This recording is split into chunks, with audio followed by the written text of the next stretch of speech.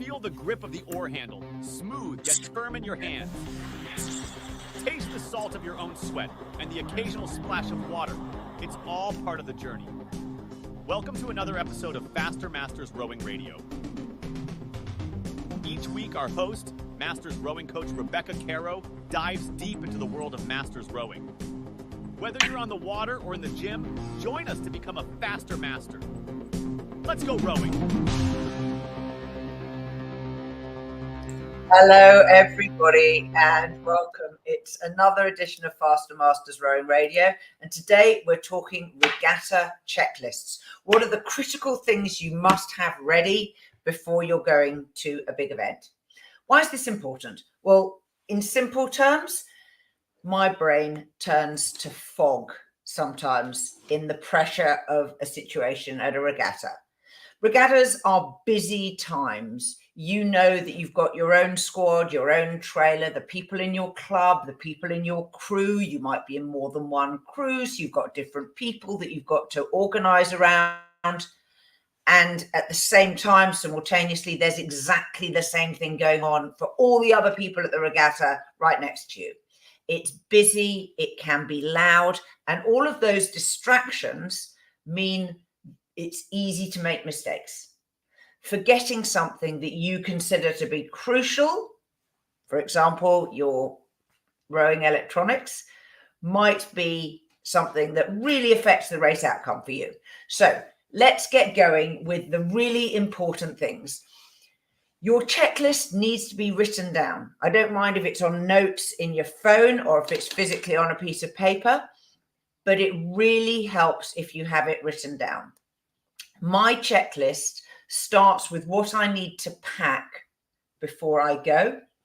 As a rule of thumb, in my bag, particularly if we're staying overnight or it's a 2-day event, I have 3 complete changes of clothing which I can race in. There's nothing worse than getting into a wet row suit, zooty, all-in-one, whatever you call it, after you've raced once, and then you have to get back into the same wet kit. So if you can afford it, maybe buy a singlet, a race singlet, as well as a all-in-one row suit, so that you've at least got 2 lots of upperwear, which are in club colours and which are legitimate racing strip. Some regattas are very strict about you can only wear racing strip that is your authorised colours. So, be aware of that. So 3 complete changes, and that's right down to underwear and socks. In the winter, I take waterproof socks with me. Those of you who've been around for a while remember that we produced some waterproof socks. You can find them on our website under the merch, which is on the our courses page. So have a look, you'll find it. And the most recent regatta I went to, we had rain forecast, so I bought plastic sandals to walk down to the water, but I also bought Wellington boots, gum boots, for when we're walking around the boat park, because there were actually puddles all over the place and I didn't want my gym shoes to get wet. But I also needed my gym shoes because I like to run as part of my pre-race warm-up. So you can see there's quite a lot of personal preference, but also some complexity there. When writing your list, think about the things that you do before you go on the water. So I've already hinted here, there's some stuff about nutrition and liquid. There's some stuff about warming up. There's some stuff about rigging your boat. There's some stuff about talking with your crew about your race plan, things like that. There's probably getting your number or some other identifier. So there's a lot of stuff which you need to think about. What I like to do the night before is to write a timeline. Working back from the start time of your event, when are you going to meet at the boat trailer to rig your boat? How long do you think that's going to take? Are there checks you need to do for the boat? So where your foot stretchers are positioned, for example, if you share the boat with someone else, one of the things we often do is put a little bit of electrical tape along the side of, the sawtooth where your foot stretcher mounts, and a little pen mark with your initials, so you know exactly where your feet go. And if someone else is also using the boat, then they can have the same for them. And then it takes minimal time. You don't have to adjust them on the water. We also like to check the length and inboard of our oars. Club oars magically change length and inboard while being used back at the club. Some people do actually change them, but sometimes they just slip. And so having your right and left sculls at the same length and inboard, really good. Making sure everybody's got the same down the whole boat, also really good. If you're a coxswain, obviously check your electronics, plug it in, make sure your loudspeaker works, make sure it can be heard. We had a wonderful moment where we were rowing a sectional 8 once, and someone had forgotten to connect the wires across the section. So bow 4 couldn't hear, but stern 4 could. Working through that timeline, what time do you want to actually be on the water pushing off to go out for your warm-up? Then what is the likely congestion around the dock area? Do you think there are going to be a lot of boats all boating at the same time? So this is a little different for a side-by-side regatta where there'll be 6 or 8 crews per heat boating at any one time. Whereas if you're going for a head race, it might be that you've got 300 crews who are all trying to get on the water at the same time to get to the start. So work out congestion, add in a lot of allowance there.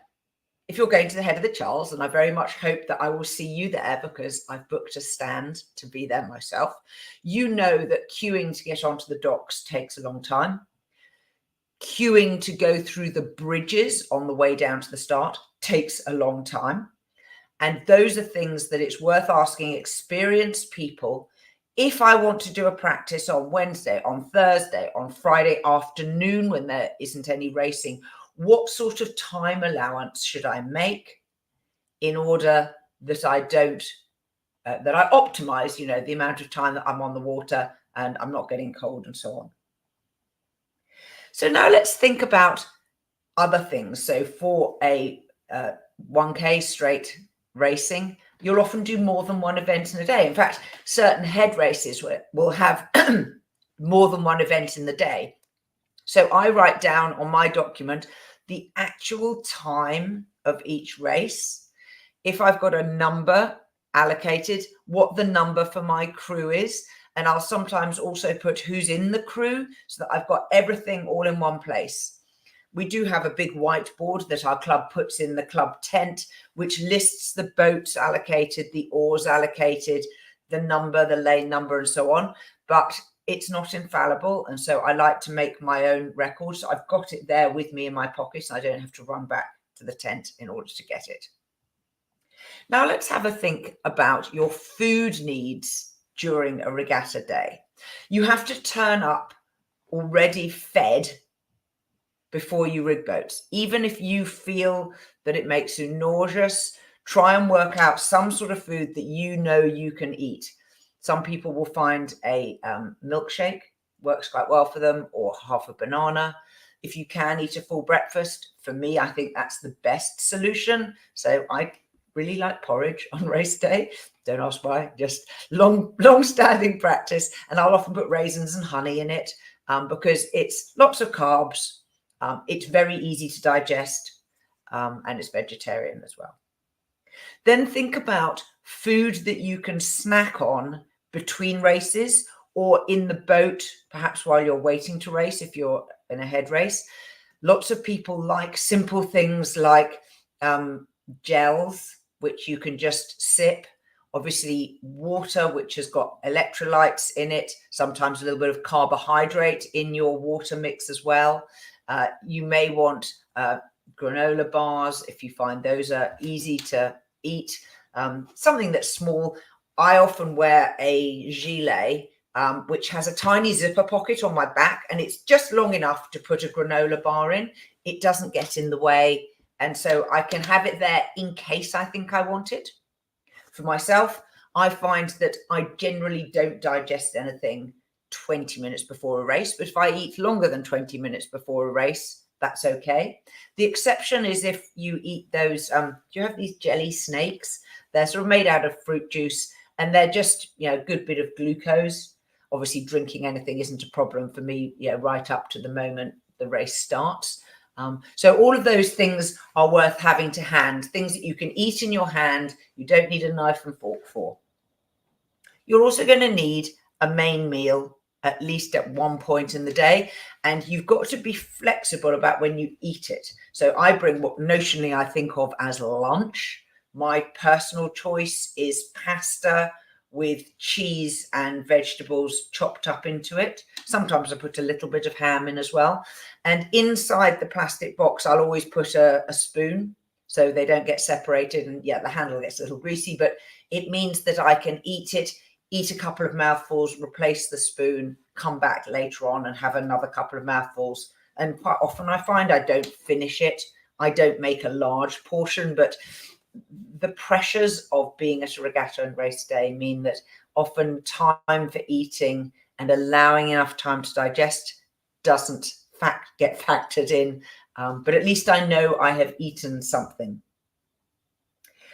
Other things that are really worth having on your checklist: if you take your own boat, make sure you've got your own boat ties. You've got a flag to go on the stern of your boat, whether you're car topping it yourself or it's going on a trailer. Make sure that you've got sunscreen and rain gear. So you might want to have a light waterproof that you can take in the boat with you. A towel, always handy. You can sit on it. Obviously, you can use it for toweling yourself dry. Your rowing electronics, your seat pad, things that are your preference. If you like to have a cap, if you like to have a hairband, if you like to have an elastic band to hold your hair back, if you like to have sunglasses or not sunglasses. So lots of personal choice options, but having them on a checklist, again, makes it less likely that you'll forget them. And the last thing that I would say is make sure that you get ready to actually enjoy yourself. It can feel very, very pressurizing when there's a lot going on. And particularly when you're there with a group, it's very easy to get distracted in helping others. Someone will come over and say, have you got your tool bag? Can I borrow a spanner? Can I have a wrench? And you do that, and maybe you walk with them to their boat, and then find that you run late yourself for the thing that you need to do. So on my phone, I will often set alarms that give me, an hour before my race time, an alarm goes off and I give the alarm a name and it says, you're racing the quad at this time. So I can hear it even if the phone's in my pocket and I'm helping somebody else. A tiny little word of advice: if anyone ever asks to borrow your tools, and people will, even if your tools are labeled with your name on, they will get lost. I learned this from Duncan Holland, and he said whenever he offers a spanner or a screwdriver to somebody, he says, "This is a boomerang." And people look at him slightly puzzled, and he says, "It comes back to me." And then you understand. And if it's someone he doesn't know or doesn't trust, he asks them to give him either their sunglasses or their phone. In the old days, it used to be a watch, but nobody wears watches nowadays, or maybe sports watches.